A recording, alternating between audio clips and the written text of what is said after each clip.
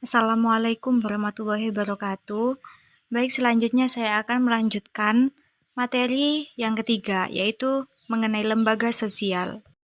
Nah, apa sih yang dimaksud dengan lembaga sosial? Jadi, lembaga sosial merupakan keseluruhan dari sistem norma yang terbentuk berdasarkan tujuan dan fungsi tertentu dalam masyarakat. Terbentuknya lembaga sosial berawal dari kebutuhan masyarakat akan keteraturan kehidupan bersama. Lembaga sosial terbentuk dari norma-norma yang dianggap penting dalam hidup bermasyarakat. Keberadaan lembaga sosial selalu melekat pada setiap masyarakat. Hal ini disebabkan karena setiap masyarakat pasti memiliki kebutuhan-kebutuhan pokok supaya keteraturan hidup bersama dapat terwujud. Maka dirumuskan norma-norma dalam masyarakat sebagai pedoman bertingkah laku. Nah, apa saja syarat-syarat lembaga sosial itu? Yang pertama adalah sebagian besar anggota masyarakat menerima norma tersebut. Yang kedua, norma tersebut menjiwai seluruh warga dalam sistem sosial. Dan yang terakhir, norma tersebut mempunyai sanksi yang mengikat setiap anggota masyarakat. 4 tingkatan norma. Apa saja tingkatan norma tersebut? Yang pertama ada usage, yaitu cara lebih terlihat pada perbuatan individu dalam masyarakat. Yang kedua kebiasaan atau volksways, yaitu perbuatan yang dilakukan secara berulang-ulang dalam bentuk yang sama. Yang ketiga tata kelakuan atau mores, yaitu kebiasaan yang kemudian diterima sebagai patokan atau norma pengatur kelakuan dalam bertindak. Dan yang terakhir yaitu ada adat istiadat. Bagi anggota masyarakat yang melanggar adat istiadat, maka ia akan mendapat sanksi. Lanjut pada jenis-jenis dan fungsi lembaga sosial. Yang pertama ada lembaga keluarga. Keluarga berperan membina dan membimbing anggota-anggotanya untuk beradaptasi dengan lingkungan fisik maupun lingkungan budaya di mana ia berada, yang mana memiliki fungsi yaitu fungsi reproduksi, fungsi proteksi, fungsi ekonomi, fungsi sosialisasi, fungsi afeksi, fungsi pengawasan sosial, dan fungsi pemberian status. Jenis lembaga sosial yang kedua yaitu lembaga agama. Sistem keyakinan dan praktek keagamaan dalam masyarakat yang telah dirumuskan dan dibakukan.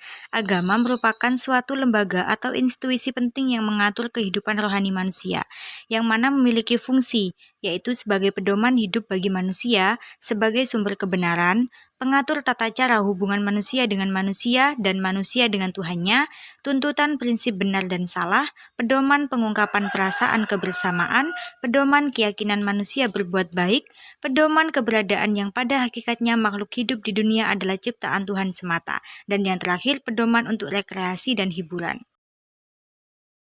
Yang ketiga yaitu lembaga ekonomi. Lembaga ini mengatur tata cara hubungan antar manusia dalam pemenuhan kebutuhan hidup sehari-hari, yang mana bertujuan mengatur bidang-bidang ekonomi dalam rangka mencapai kehidupan yang sejahtera dan terpenuhinya kebutuhan masyarakat, yang mana fungsinya sebagai pedoman untuk mendapatkan bahan pangan, untuk melakukan pertukaran barang, pedoman tentang harga jual beli barang, untuk menggunakan tenaga kerja, pedoman tentang cara pengupahan, tentang cara pemutusan hubungan kerja, dan memberi identitas bagi masyarakat. Yang keempat, lembaga pendidikan. Lembaga atau tempat berlangsungnya proses pendidikan yang dilakukan dengan tujuan untuk mengubah tingkah laku individu ke arah yang lebih baik melalui interaksi dengan lingkungan sekitar, yang mana memiliki fungsi manifest, yaitu mempersiapkan anggota masyarakat untuk mencari nafkah, mengembangkan bakat dan minat peserta didik, melestarikan kebudayaan masyarakat, menanamkan keterampilan yang perlu bagi partisipasi dalam demokrasi, kemudian memiliki fungsi laten yaitu mengurangi pengendalian orang tua, mempertahankan sistem kelas sosial dan memperpanjang masa remaja. Yang terakhir yaitu lembaga politik. Suatu lembaga yang mengatur pelaksanaan dan wewenang yang menyangkut kepentingan masyarakat agar tercapai suatu keteraturan dan tata tertib kehidupan bermasyarakat, yang mana memiliki fungsi, yaitu memelihara ketertiban di dalam negeri dan mengusahakan kesejahteraan umum. Baiklah, itu saja dari saya. Semoga bisa bermanfaat. Terima kasih. Wassalamualaikum warahmatullahi wabarakatuh.